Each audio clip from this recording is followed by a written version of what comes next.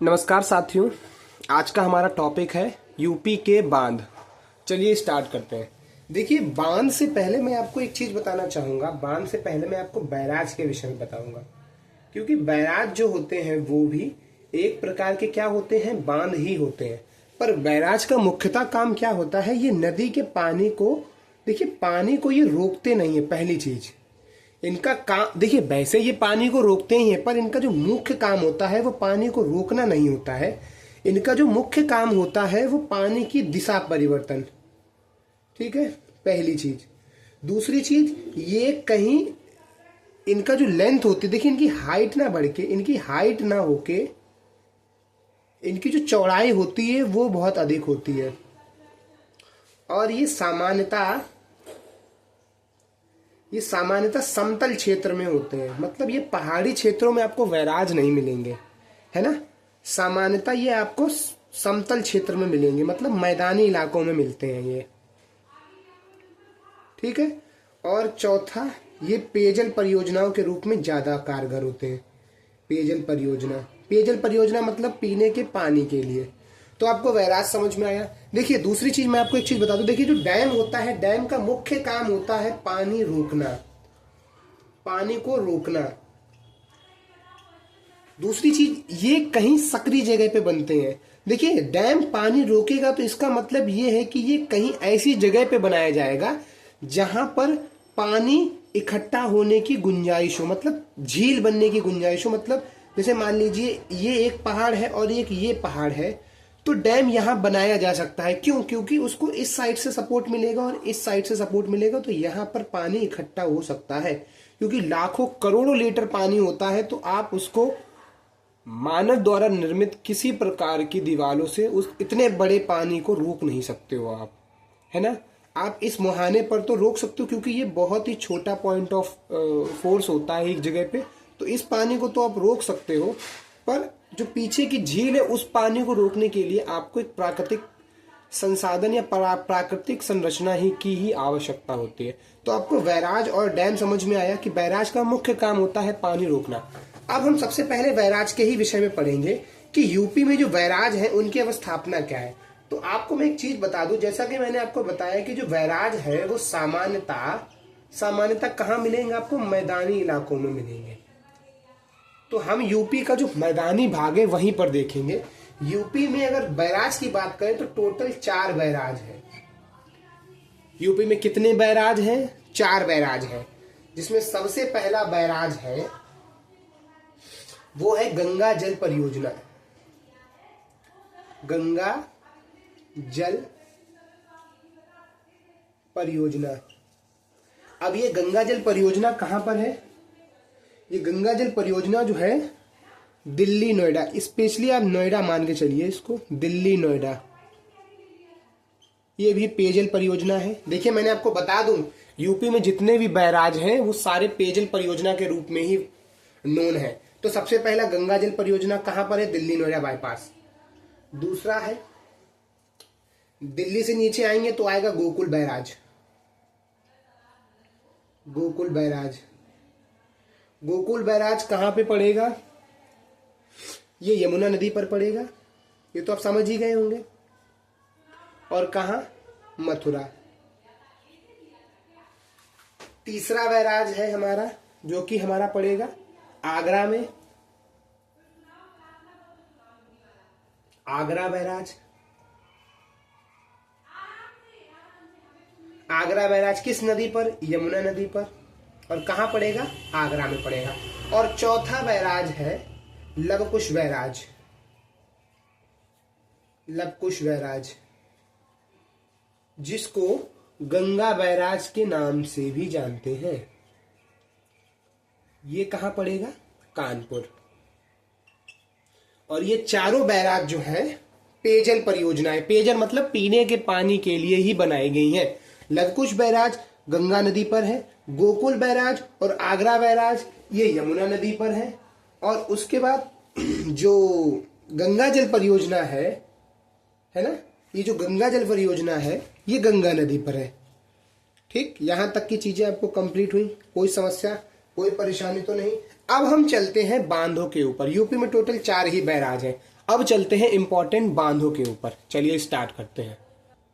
देखिए अब हम बात करेंगे बांधों के विषय में।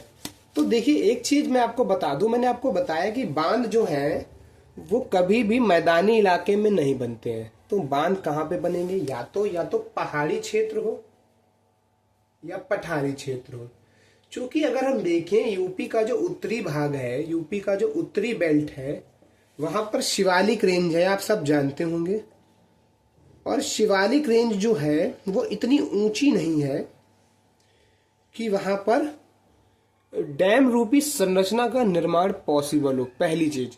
दूसरी चीज, आप एक चीज और जानेंगे कि शिवालिक रेंज जो है, शिवालिक रेंज की जस्ट तलहटी में यूपी के जो भाग है वो उत्तरी भाग है।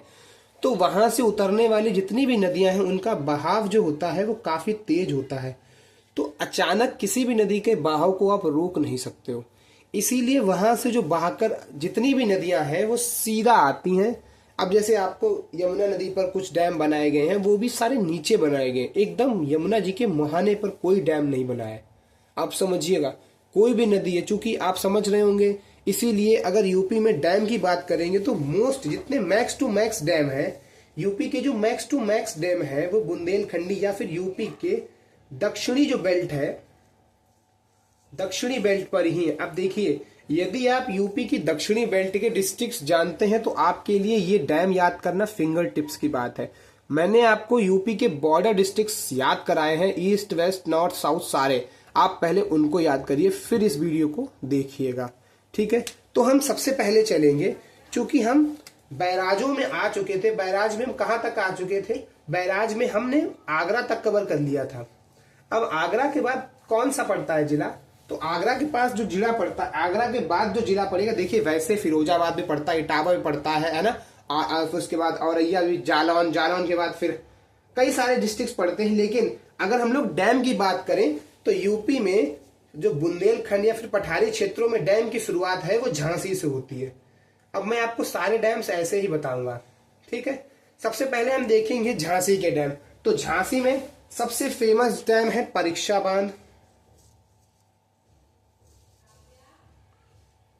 पहला बांध। उसके बाद दूसरा बांध है माता टीला, माता टीला बांध। उसके बाद तीसरा बांध है सुकमा। देखिए सुकमा और डुकमा ये इंपॉर्टेंट है बहुत, सुकमा डुकमा बांध।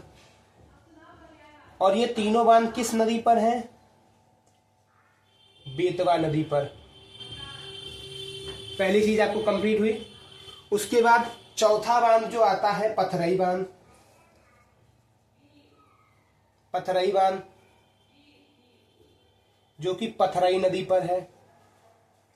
आप सुकमा डुकमा और पथरई इनको आप दिमाग में बैठा लीजिए बिल्कुल ऐसे कि ये किसी भी कीमत पे आप सुकमा डुकमा और पथरई बांध भूले नहीं, किसी भी कीमत पर।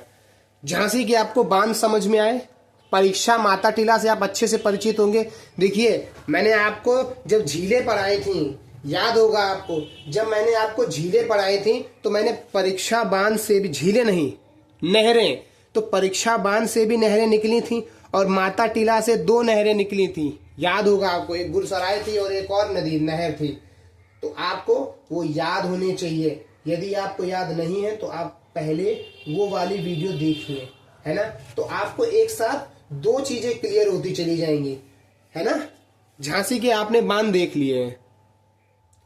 देखिए सुकमा डुकमा और बांध और पथरई बांध के अतिरिक्त इसमें 2 बांध और हैं जो आप सिर्फ एक बार दिमाग में रख लीजिए।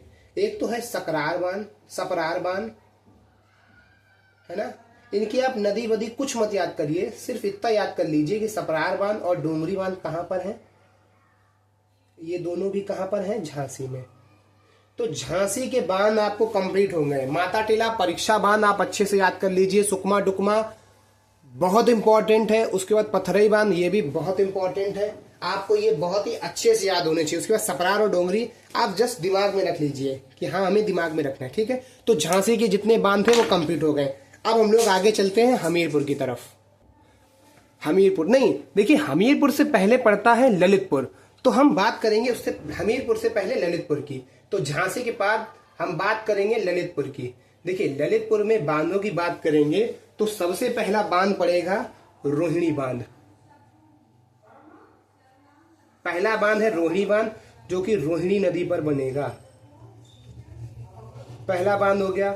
उसके बाद दूसरा बांध जो है वो शहजाद बांध है, शहजाम बांध, जो शहजाम नदी पर ही पड़ेगा। उसके बाद तीसरा बांध जो है वो पड़ेगा गोविंद सागर बांध। ठीक है, गोविंद सागर बांध। गोविंद सागर बांध, ये गोविंद सागर बांध ये भी शहजाद नदी पर ही पड़ेगा। ठीक है, शहजाद नदी पर ही पड़ेगा। उसके बाद चौथा बांध जो पड़ेगा यहां पर वो जामनी बांध पड़ेगा। जामनी बांध ये भी जामनी नदी पर ही पड़ेगा। उसके बाद पांचवा बांध जो पड़ेगा वो राजघाट बांध पड़ेगा। और राजघाट बांध से तो आप अच्छे से परिचित ही होंगे, इसलिए मैं इसको बस लिखवा दे रहा हूं, बेतवा नदी। ठीक है, अब आप एक चीज समझिएगा, ललितपुर के आपको जो बांध हैं उनको याद करना है। याद करने के लिए आपको दिमाग ज्यादा एक्स्ट्रा नहीं लगाना है, सिर्फ रोहिणी, शहजाद, गोविंद, जामनी, इन चारों से रिलेटेड एक ट्रिक है, बस उसको याद रख लीजिए। राजघाट बेतवा आप अच्छे से जानते होंगे, ललितपुर में है। माता टीला परीक्षा बांध बेतवा नदी पर है, झांसी में। आप इन ये वाले जो नोन है ये आप अच्छे से जानते होंगे, है ना। लेकिन इन चारों को याद करने के लिए एक ट्रिक है, बहुत अच्छे से याद कर लीजिए। देखिए ट्रिक है, रोहिणी सजे गोविंद जमे। ठीक है, ये आप देखिए, एक चीज आप समझिएगा, इन ट्रिक्स का कोई तुक नहीं होता है ना। आपको जैसे देखिए, मुझे ऐसे याद है ललितपुर के, है ना। और ललित में भी क्या, ललित छवि श्यामा प्यारी की याद है आपको, नहीं है आरती, है ना। तो ललित छवि श्यामा प्यारी की, तो वैसे ही आप याद कर लिए, ललित आ जाएगा तो श्री कृष्ण से रिलेटेड होगी सारी चीज। और श्री कृष्ण से रिलेटेड कौन है, रोहिणी जी। तो रोहिणी सजे, रोहिणी सजे मतलब सज शहजाद बांध, गोविंद मतलब गोविंद सागर, और जमे मतलब जमनी बांध। यहां तक की चीजें आपको याद हो गई। उसके बाद राजघाट बेतवा नदी आपको याद ही होगा। तो ललितपुर के लिए रोहिणी सजे गोविंद जमे, यहां तक की चीजें क्लियर हो गई। उसके बाद हम चलते हैं हमीरपुर। अब देखिए, हमीरपुर हो गया, चित्रकूट हो गया, महोबा हो गया, यहाँ पर एक एक दो दो चार चार बांध, दो तीन तीन बांध है। इसके अतिरिक्त बांध जो मोस्टली बांध थे वो झांसी ललितपुर में कंप्लीट हो गए हैं, बैराज आपके कंप्लीट हो गए। अब आप सीधा सीधा चलिए कहां पर, हमीरपुर की तरफ। देखिए तीसरा जो है हमीरपुर है। अब हमीरपुर में आपको सिर्फ एक ही याद करना है, महुदाह। देखिए इसको महुदाह बांध भी बोलते हैं और इसको मौदाह बांध भी बोलते हैं। क्या क्या, देखिए ये आपको महुदाह भी लिखा मिलेगा और मौदाह भी लिखा मिलेगा। नदी कौन सी है, ये नदी है बिरमा नदी। ठीक है, बिरमा नदी। अब इसको याद कैसे करना है, याद करने के लिए आपको सिर्फ एक ट्रिक याद करनी, कुछ नहीं।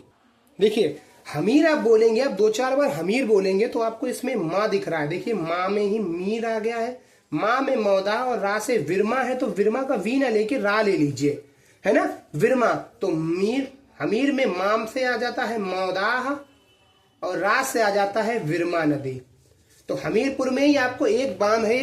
देखिए हमीरपुर का इतना इंपॉर्टेंट भी नहीं है, पर जैसा पेपर्स का ट्रेंड है वो बिल्कुल आउट ऑफ द बॉक्स पूछ रहा है, तो आपको चीजें याद करनी पड़ेंगी। तो हमीरपुर के लिए माँ से मौदाह, रा से विरमा नदी, बात खत्म। उसके बाद हम लोग चलते हैं महोबा की तरफ।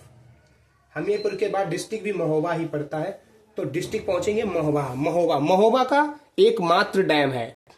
देखिए आप महोबा का एकमात्र जो बांध है, देखिए एकमात्र नहीं बोल सकते, पर हाँ फेमस बांध जो है, आप अर्जुन बांध अच्छे से जानते होंगे। तो पहला बांध तो यहाँ का हो जाता है अर्जुन बांध। नदी कौन सी होगी, अर्जुन, है ना। आपको एक बांध ये कंप्लीट हो गया। उसके बाद दूसरा बांध, अब यहां से आपको याद करने पड़ेंगे। पहला बांध आता है सलारपुर बांध। सलारपुर बांध है, नदी कौन सी है, नदी है करदिया।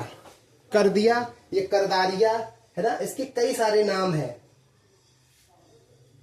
करदिया या करदारिया नदी।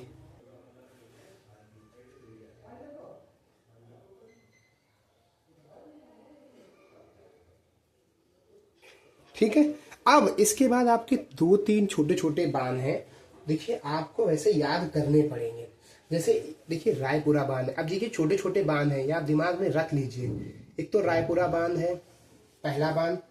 दूसरा बांध है इसमें जो कि है कबरई बांध।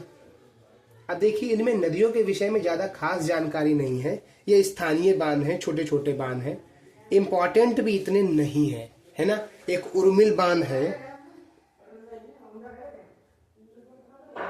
एक उर्मिल बांध है। उसके बाद महोबा का एक और बांध है, चंद्रबाल बांध।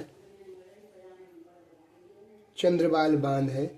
देखिए एक चीज आप और समझिए, यदि ऐसे बांध जिनकी नदियों के विषय में आपको नहीं पता हो तो अमूमन यही होता है कि जो डैम का नाम होता है वही उनकी नदियां भी होती हैं।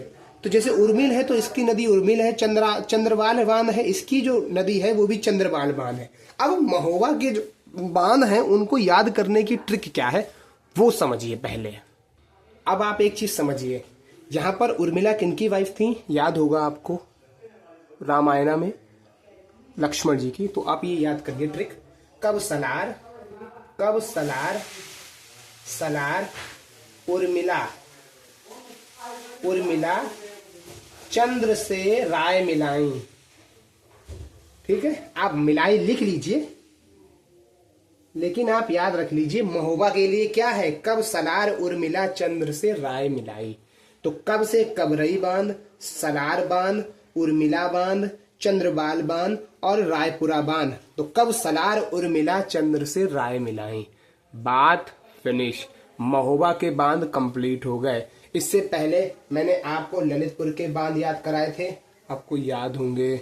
उसके बाद महोबा की ट्रिक, कब सलार उर्मिला चंद्र से राय मिलाई।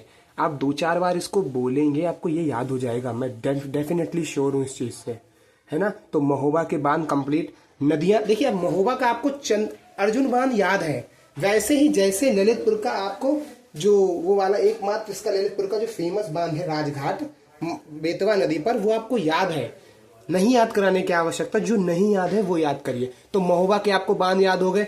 उसके बाद अब हम लोग चलेंगे, हमीरपुर मैंने आपको बता दिया है, ललितपुर मैंने आपको बता दिया, महोबा आपको बता दिया। अब चलेंगे चित्रकूट की तरफ। अब देखिए चित्रकूट की तरफ जैसे और हम लोग उस साइड बढ़ेंगे तो ये बांध धीरे धीरे कम ही होते चले जाएंगे। फिर उत्तर में चलेंगे, उत्तर में रामगंगा नदी पर ही एक दो बांध बने हुए हैं, उसके अतिरिक्त कहीं बांध नहीं है।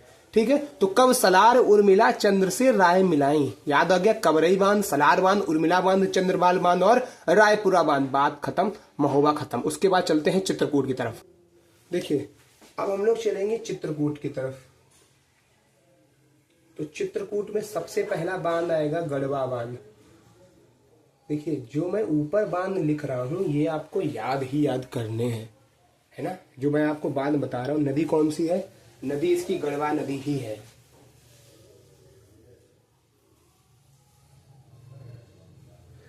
ये चित्रकूट का इंपॉर्टेंट है।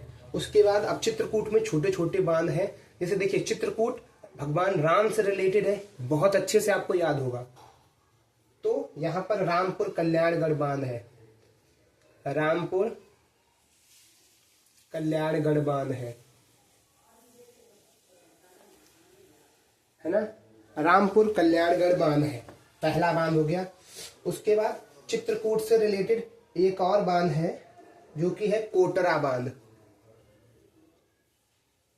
कोटरा बांध। अब देखिए ये बहुत ही स्थानीय बांध है, बहुत छोटे छोटे बांध है।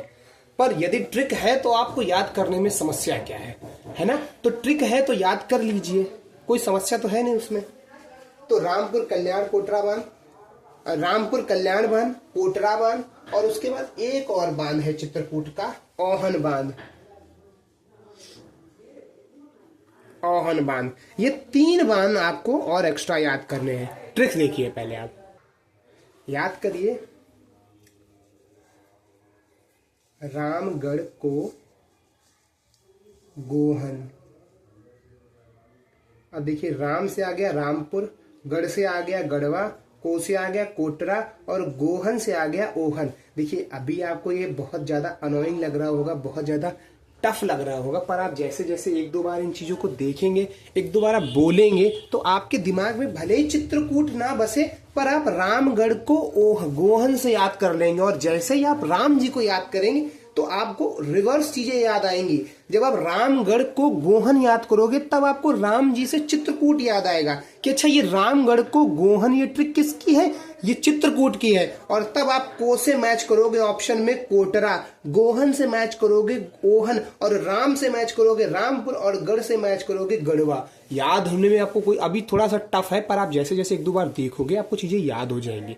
चित्रकूट पहुंच गए। अब चित्रकूट के बाद हम लोग चलेंगे, अब देखिए मिर्जापुर सोनभद्र बचा है, ठीक है, मिर्जापुर सोनभद्र चंदौली, यहाँ पर जिसमें सोनभद्र में बहुत सारे बांध हैं, उसके बाद चंदौली में बांध है ठीक ठाक, लेकिन ये अब यहाँ से बांध ना बिल्कुल कम ही होते चले जा रहे हैं, ठीक है। तो अगला हम लोग डिस्ट्रिक्ट पहुंचेंगे मिर्जापुर में। देखिए मिर्जापुर के देखते हैं, तो पहुंचे हम लोग मिर्जापुर, या फिर एक बार रुकिए बिगाड़ ही देते हैं, इसको साफ कर देते हैं। देखिए अब हम लोग बात करेंगे मिर्जापुर की, ठीक है। तो अब देखिए मिर्जापुर, मिर्जापुर अब आप समझिएगा, मिर्जापुर में आपको ढेर सारे बांध मिलेंगे, जिसमें शुरुआत मिर्जापुर की कहां से होती है। देखिए पहला बांध है अहरौरा बांध, अहरौरा बांध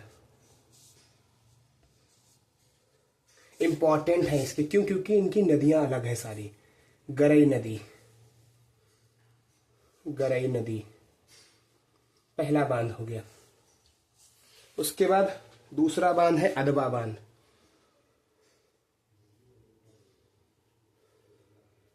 अदबा बांध, नदी इसकी अदबा है। अदबा के बाद आएगा जिरगो, अदबा के बाद आएगा जिरगुन, जिरगो बांध, इसकी भी नदी कौन सी है, जिरगो। उसके बाद चौथा, चौथा आएगा सिरसी बांध,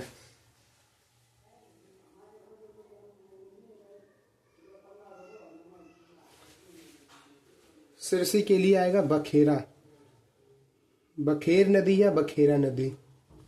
उसके बाद अब आपको कुछ और बांध याद करने इनके अतिरिक्त, वो और समझ लीजिए एक बार। जैसे सबसे देखिए एक और हनौती ननौती बांध, हनौती ननौती। अब देखिए मैं आपको इसलिए ये सारे के सारे याद करवा रहा हूं ताकि आप कंफ्यूजन और समस्या नहीं होनी चाहिए। एक है हनौती ननौती बांध, पहला मिर्जापुर का बांध। उसके बाद एक आएगा आपको भूनका बांध, भूनका बांध दो, और एक और एक्स्ट्रा बांध है, वो मैं आपको, एक सुखरा बांध है, सुखरा, सुखरा आप याद कर लीजिए, कोई समस्या नहीं है। एक मेजा बांध और लिखना है आपको, सुखरा बांध। और एक लास्ट में मिर्जापुर का एक और बांध है जो है मेजा बांध, मेजा बांध है जो बेलन नदी पर है, ठीक है। यहां तक के बांध आपको क्लियर हुए, कोई समस्या कोई परेशानी तो नहीं है इसमें, है ना। यहां तक की कोई समस्या कोई परेशानी तो नहीं है। अब आप इसको याद करिए, याद करने की ट्रिक थोड़ी सी इसकी टफ है, वो समझिए आप ध्यान से। देखिए ट्रिक समझिएगा, इसकी ट्रिक थोड़ी टफ है। अदब, देखिए ये मिर्जा लोग हैं, मिर्जा गालिब आपको याद होगा, ये मोहम्मदन नहीं, जो मुस्लिम इन्वेजन्स थे ना, मुस्लिम टाइम के समय की बात है, जो नवाब समय की बात है, नवाब लोगों के समय की, नवाब समझ रहे ना, उस समय की बात है, राजा महाराजा के दरबार में। अगर आप अदब मतलब तहजीब से जाओगे तो अदब से जाओगे, अदब से जाओ तो क्या राजा करेगा, राजा आपको सुख और मौज कराएगा, तो सुख और मौज है।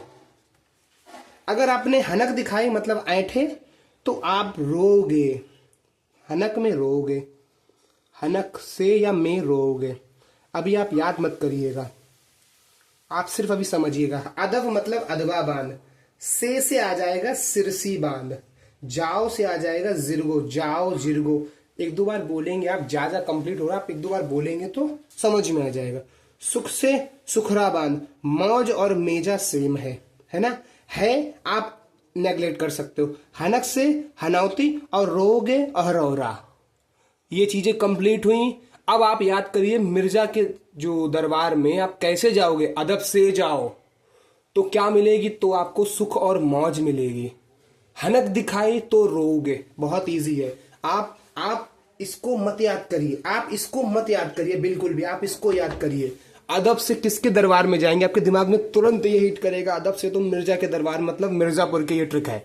तो अदब से जाओगे तो मिर्जा के दरबार में क्या मिलेगा, सुख और मौज मिलेगी। अदब मतलब अदवा से सिरसी जाओगे जिरगो, तो क्या मिलेगा, सुख मतलब सुखरा बांध, मौज मतलब मेजा बांध मिलेगी। लेकिन अगर हनक मतलब हनक, हनौती और ननौती बांध, हनक दिखाई तो रोगे, रो से मतलब अहरौरा बांध। एक दोबारा बोलिए, मेरे साथ बोलिए, अदब से जाओगे तो सुख और मौज है या सुख मौज है, हनक दिखाई तो रोगे, हनक से रोगे। पूरी ट्रिक याद करिए, अदब से जाओ, सुख मौज है, हनक में रोगे। ये मिर्जा के दरबार का सिस्टम है। मिर्जा मतलब मिर्जापुर, अदब मतलब अदवा, से सिरसी, जाओ के जिरगो, सुख से सुखरा बांध, मौज से मेजा बांध, हनक में हनौती ननौती बांध। देखिए हनौती और ननौती दोनों अलग अलग बांध हैं। रोगे से अहरौरा बांध। मिर्जापुर के बांध आपको कंप्लीट हुए। उसके बाद हम लोग पढ़ेंगे सोनभद्र, चंदौली, और उसके बाद क्या नाम, रामगढ़ के, रामपुर के और बिजनौर के, ये 2 बांध और पढ़ेंगे। रामगढ़ नहीं, मतलब रामगंगा नदी पर बिजनौर में 2 बांध हैं, उनको पढ़ेंगे और काम खत्म। तो मिर्जापुर के बाद पढ़ेंगे हम लोग सोनभद्र के विषय में। ठीक है, ये ट्रिक आपको याद हुई। अदब से जाओगे किसके दरबार में, मिर्जा के दरबार में, तो सुख और मौज है। हनक से गए तो रोगे। कंप्लीट याद कर लीजिए, 1-2 बार में आपको ये याद हो जाएगा। ठीक है, अब बात करेंगे 3 डिस्ट्रिक्ट और बचे हैं। देखिए बात करेंगे सोनभद्र। देखिए सोनभद्र के जो इंपॉर्टेंट बांध हैं, हम सिर्फ उन्हीं की बात करेंगे। आप सब अच्छे से परिचित होंगे ओबरा, और इनकी ट्रिक की कोई आवश्यकता भी नहीं है। ओबरा बांध पहला बांध है, दूसरा बांध है कन्हार बांध, और तीसरा बांध है रिहंद बांध। रिहंद बांध आपको पता ही होगा, ये तो सबको याद होंगे, इनमें कोई बताना नहीं है। रिहंद बांध रिहंद नदी पर, कन्हार बांध कन्हार नदी पर, है ना। और जो ओबरा बांध है वो भी किस पर है, ओबरा ताप संयंत्र परियोजना इसी पर है, सोनभद्र में। ओबरा सोनभद्र कंप्लीट हो गया। उसके बाद हम लोग चंदौली में देखेंगे। चंदौली में 2 बांध है। आप अभी जितने भी बांध आने के हैं, अब आप लगभग इनसे परिचित हो गए। चंदौली में एक है चंद्रप्रभा नदी, चंद्रप्रभा नदी पर चंद्रप्रभा बांध लिख देता हूं, वैसे इसमें डबल लिखना पड़ रहा है। चंद्रप्रभा नदी है ना, एक बांध। अच्छा, इसमें चंदौली में कर्मनाशा नदी पर 2 से 3 बांध है ना, जिसमें एक है मूसाखक। एक सेकेंड आप रुकिए। चंदौली में कर्मनाशा नदी पर 3 बांध हैं, वो सारे आपको याद करने पड़ेंगे। देखिए दूसरा, कर्मनाशा नदी पर इसमें 3 बांध हैं। 3 बांध कौन कौन से हैं? एक तो सबसे पहला बांध है, जो तो आपको ये वाला बांध जो है, ये आपको याद करना ही करना है, मूसाखंड बांध। मूसाखंड बांध किस पर है? यह है कर्मनाशा नदी पर।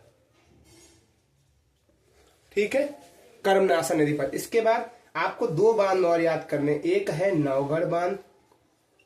नवगढ़ बांध किस पर है? कर्मनाशा नदी पर। और एक है नगवा बांध। नगवा बांध। ये 2 बांध आपको याद करने हैं। बेसिकली आपको चंद्रप्रभा याद ही होगा, तो चंदौली में आपको ये 2 बांध याद करने हैं, मूसाखंड, नवगढ़ और नगवा। ये तीनों किस पर हैं?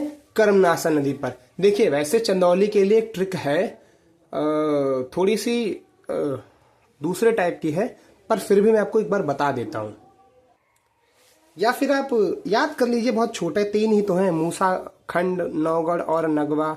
कर्मनाशा नदी पर है चंदौली। इसके बाद अब सिर्फ और सिर्फ बिजनौर के 2 बांध बने हैं। आप उनको एक बार और समझ लीजिए और आपके बांध लगभग कंप्लीट हो जाएंगे। ठीक है, चलिए अब हम लोग चलते हैं यूपी के उत्तरी बेल्ट पे और पहुंचते हैं बिजनौर। देखिए बिजनौर, अब बिजनौर में जितने भी बांध है, देखिए बिजनौर से ही गंगा जी एंटर करती हैं यूपी में और रामगंगा जी भी एंटर करती हैं।